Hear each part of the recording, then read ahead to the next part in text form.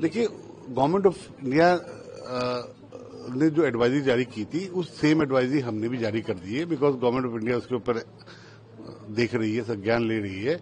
और हमने 6 महीने में कोई भी उसका कंपनी को उसका कोई टेंडर उसमें नहीं हुआ है। हमने अपने हॉस्पिटलों में, प्राइवेट में, खासकर ड्रग केमिस्ट शॉपों पे भी एक इंस्ट्रक्शन दे दिए, दिलवाया है कि ये दवाई ना लिखी जाए ना बेची जाए।